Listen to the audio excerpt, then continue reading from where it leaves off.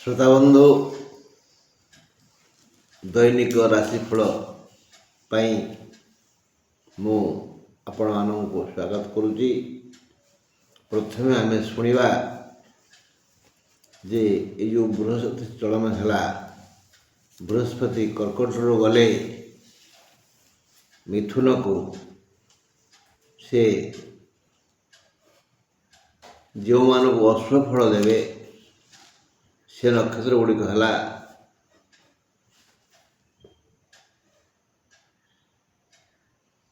24, 25, 26, 27, 24, 25, 26,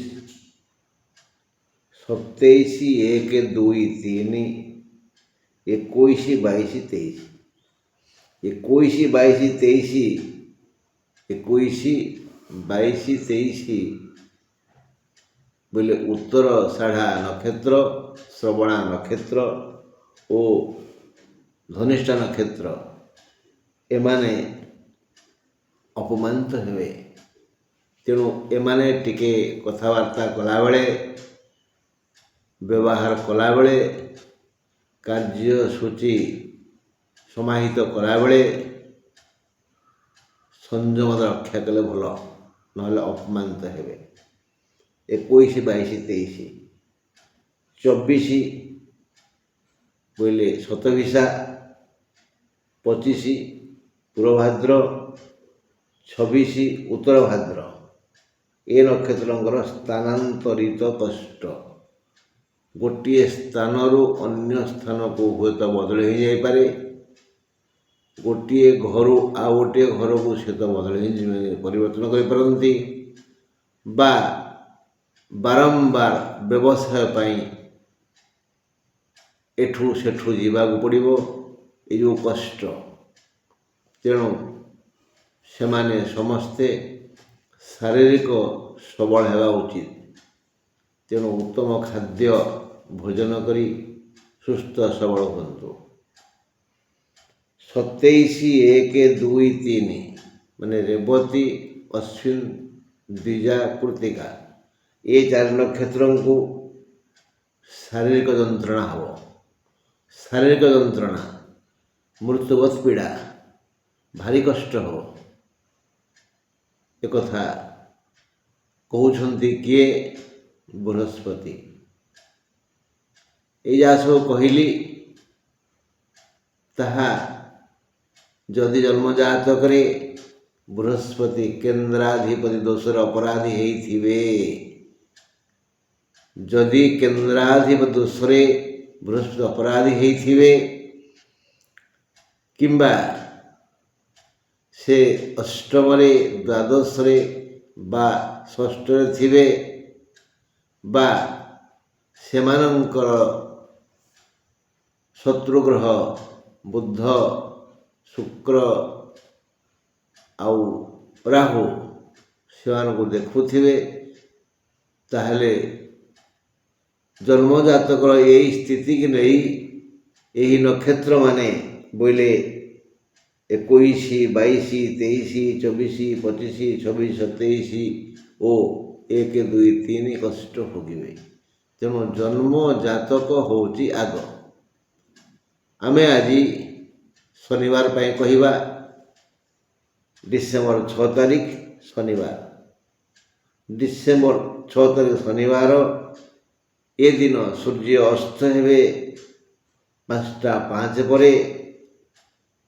ଦିନ ଟିକେ ବଢ଼ିଲାଣି, ପ୍ରତିଦିନ ଗୋଟିଏ ମିନିଟ୍ ବଢ଼ୁଛି। ମନ୍ଦ ସମୟ ଆସିବ 8ଟା ସକାଳ 8ଟା 50ରୁ 10ଟା 19 ପର୍ଯ୍ୟନ୍ତ। ଆଜି ଘାତ ବାର, ବୃଷ ସିଂହ କନ୍ୟାର ଘାତ ଚନ୍ଦ୍ର, କନ୍ୟା ରାଶି ପୁରୁଷଙ୍କର, ବିଛା ଓ କୁମ୍ଭ ରାଶି ମହିଳାଙ୍କର। ହେଲେ ବନ୍ଧୁ, ଏବେ ନିକଟରେ ମୁଁ ଗ୍ରହମାନଙ୍କ ସ୍ଥିତି ଉପରେ ଆପଣଙ୍କୁ ସାମାନ୍ୟ ସୂଚନା ଦେଇଥିଲି। ଆଜି ଆଉ ଥରେ ମଧ୍ୟ କହିବି।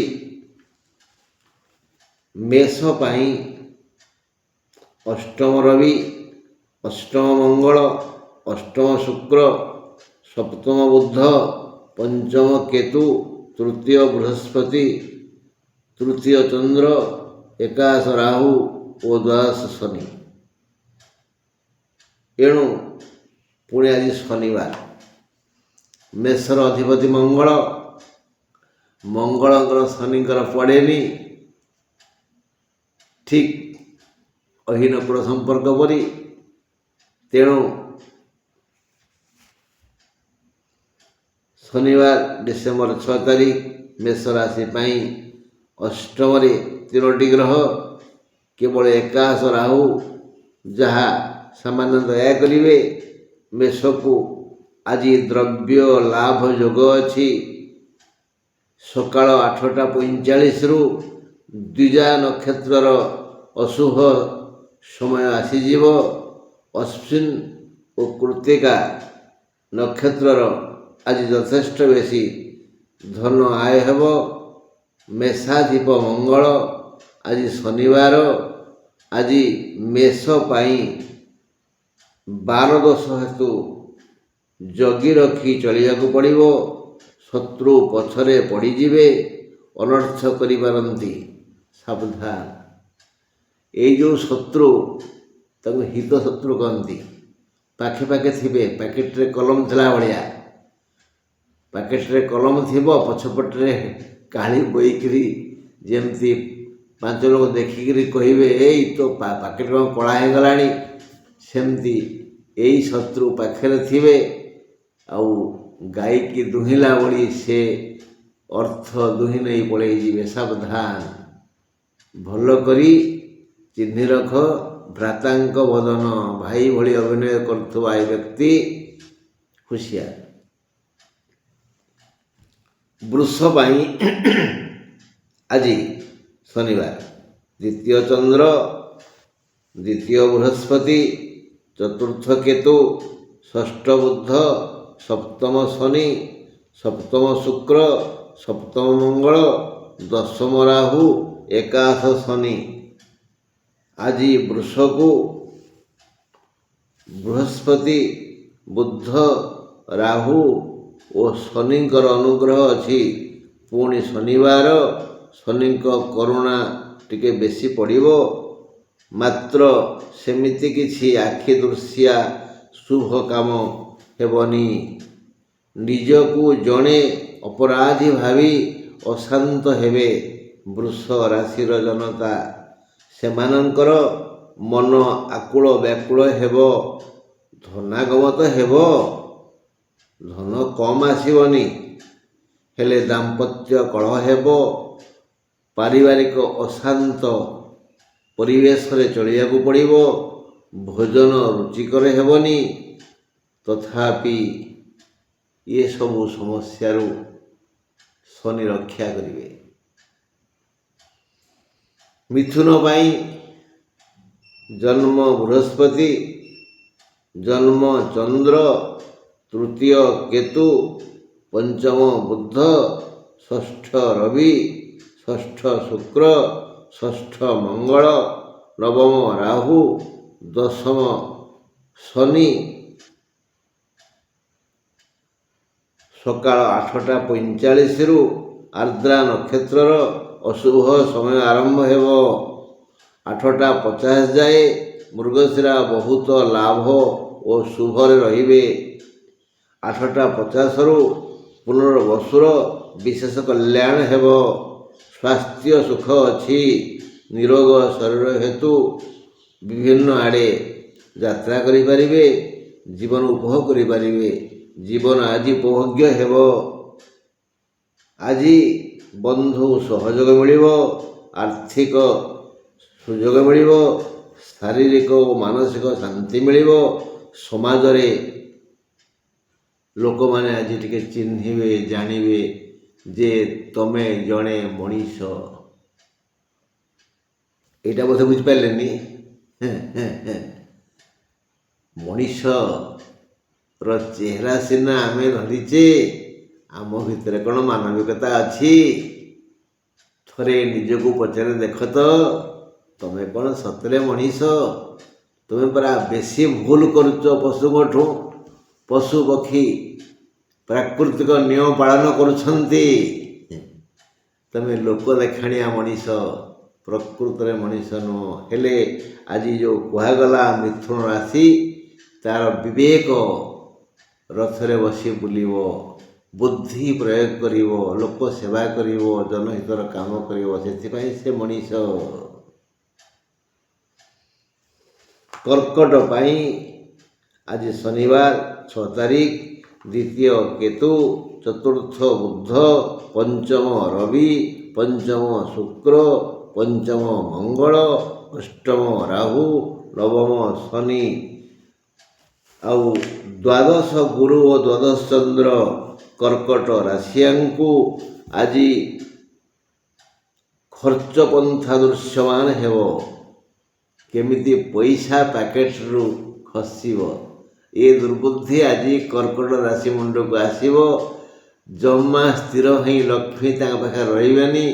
ଚଞ୍ଚଳା ଏ ଶବ୍ଦ ଯାହା ଲକ୍ଷ୍ମୀଙ୍କର ଅଛି, ସେ ଆଜି କର୍କଟ ରାଶିଆଙ୍କ ମୁଣ୍ଡକୁ ଘାଣ୍ଟି ପକାଇବ। ପାଖରେ ପଇସା ରହିବନି, ବୃଥା ବ୍ୟୟ ହେବ। ଋଣଦାତା ହଇରାଣ କରିବେ। ସକାଳ 8ଟା 50ରୁ ଅଶ୍ଲେଷାର ଅନିଷ୍ଟ ବେଶୀ ହେବ। ବନ୍ଧୁମାନେ ସହଯୋଗ କରିବାର ଅଭିନୟ କରିବେ, କିନ୍ତୁ ସ୍ୱାର୍ଥ ହାସଲ ପରେ ଠଠାଠି 6 ତଳେ 4 ଦେବେ। 6 ତଳେ 4 ଲେଖିଲେ ଖାତାରେ ଓଡ଼ିଆରେ 6 ଲେଖନ୍ତୁ, 6 ତା ତଳେ 4 ଦିଅନ୍ତୁ, କ'ଣ ହେବ? 6 ତଳେ 4 ଦେବେ ମାନେ ଛୁ ପଳେଇବେ। ଶନିବାର 6 ତାରିଖ, ସିଂହ ରାଶିର ଜନ୍ମ କେତୁ, ତୃତୀୟ ବୁଧ, ଚତୁର୍ଥ ରବି, ଚତୁର୍ଥ ମଙ୍ଗଳ, ଚତୁର୍ଥ ଶୁକ୍ର, ସପ୍ତମ ରାହୁ, ଅଷ୍ଟମ ଶନି, ଏକାଦଶ ଚନ୍ଦ୍ର, ଏକାଦଶ ବୃହସ୍ପତି ହେତୁ ସୁସମାଚାର ଶୁଣି ଖୁସି ହେବେ।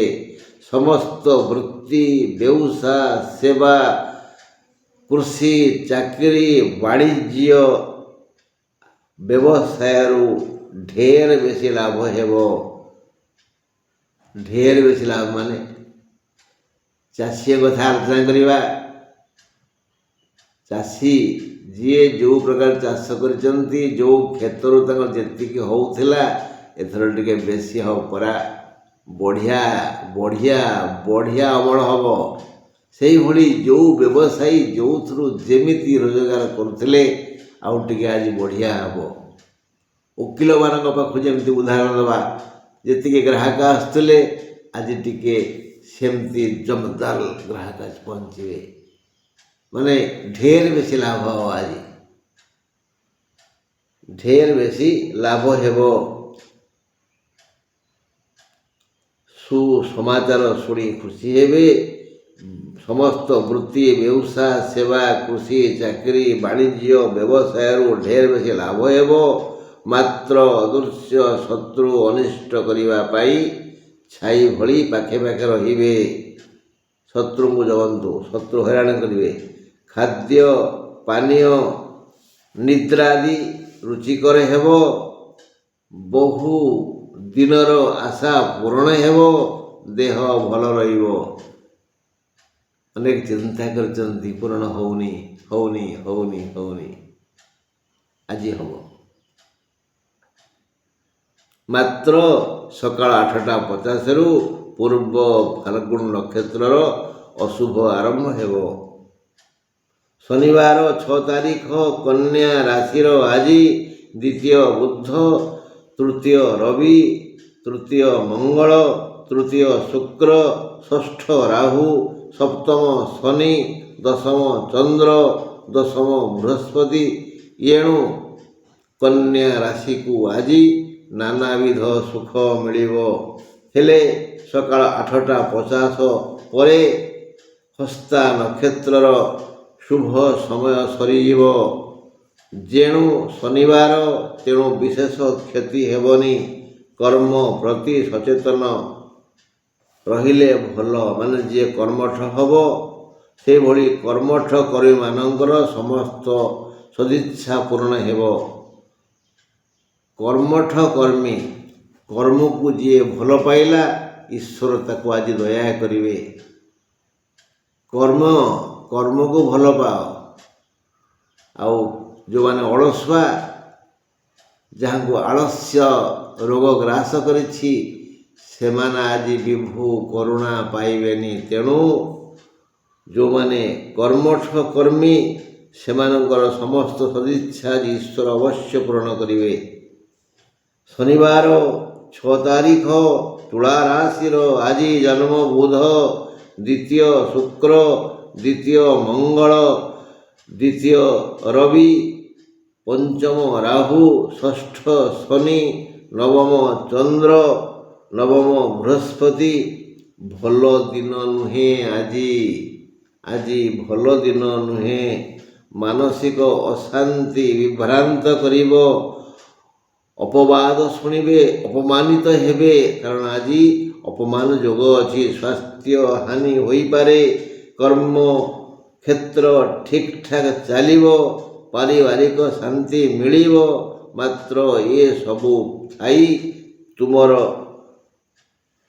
ଆଚାର ବ୍ୟବହାର, ଚାଲିଚଳନ, ହାବ ଭାବ, କଥୋପକଥନ ମାର୍ଜିତ ହେବା ଉଚିତ। ସବୁ ଅଛି, ଏତିକି ମାର୍ଜିତ ହେଲେ ଚାଲିଚଳନ, ଆଚାର ବ୍ୟବହାର, ସବୁ ହାବ ଭାବ ଏସବୁ ଟିକେ ରୁଚିକର ମାର୍ଜିତ ହେଲେ ଭଲ। ଆଦର ସମ୍ମାନ ପାଇବ। ତା ନହେଲେ ଲୋକେ ତମକୁ ଦେଖି ହସିବେନି, ମୁହଁ ଭୁଲେଇ ପଳେଇଯିବେ, ଏଇଟା ତ ଏମିତିଆ ଆଉ, ଛାଡ଼ ଇତ୍ୟାଦି। ଶନିବାର 6 ତାରିଖ, ବିଛା ରାଶିର ଜନ୍ମ ରବି, ଜନ୍ମ ମଙ୍ଗଳ, ଜନ୍ମ ଶୁକ୍ର, ଚତୁର୍ଥ ରାହୁ, ପଞ୍ଚମ ଶନି, ଅଷ୍ଟମ ଚନ୍ଦ୍ର, ଅଷ୍ଟମ ଗୁରୁ, ଦଶମ କେତୁ, ଦ୍ୱାଦଶ ବୁଧ ହେଲେ ଆଜି ସକାଳ 8ଟା 45ରୁ ଜ୍ୟେଷ୍ଠା ନକ୍ଷତ୍ରର ଅଶୁଭ ସମୟ ଆସିବ। କଜିଆ ହେବ, ରୋଗ ହେବ, ପୁରୁଣା ରୋଗ ବଢ଼ିଯିବ। ଜ୍ୟେଷ୍ଠା ନକ୍ଷତ୍ର ବାଲା ଯଦି ପୁରୁଣା ରୋଗୀ, ତେବେ ସମସ୍ୟା ଗୁରୁତର ହେବ। ଥଣ୍ଡା ରୋଗ ସହ ପେଟ ରୋଗ ଅସ୍ଥିର କରିବ। କର୍ମ କ୍ଷେତ୍ରରେ ମନ ଲାଗିବନି, ନିନ୍ଦା ମିଳିବ। ତେଣୁ ଈଶ୍ୱରଙ୍କୁ ସ୍ମରଣ କରନ୍ତୁ, ହେ ଭଗବାନ ଦୟା କର।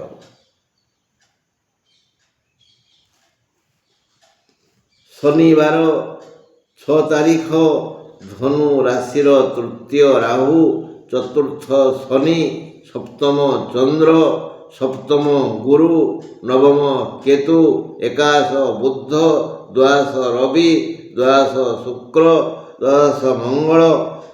ଏଣୁ ଧନୁରାଶି ପାଇଁ ଆଜି ଅର୍ଥାଗମ ଅଛି, ଅର୍ଥାଗମ ଯୋଗ ଅଛି। ବହୁ ଦିଗରୁ ଅର୍ଥ ଆସିବାର ସୁଯୋଗ ଦେଖାଦେବ। ବହୁ ଦିଗରୁ ଅର୍ଥ ଆସିବ, ସେ ସବୁ ଦ୍ୱାର ଦେଖାଦେବ। ମନ ସେଇ ବାଟକୁ ଖୋଜିଥିବ ଏବଂ ସେ ସୁଯୋଗ ଆଜି ଆସିବ। ଅର୍ଥ ଅର୍ଥ ଅର୍ଥ। ମନି ମନି ମନି, ବ୍ରାଇଟର ଦେନ୍ ସନସାଇନ୍, ସୁଇଟର ଦେନ୍ ହନି। ଆଜି ଧନୁରାଶି ପାଇଁ ସେଇ ମନି।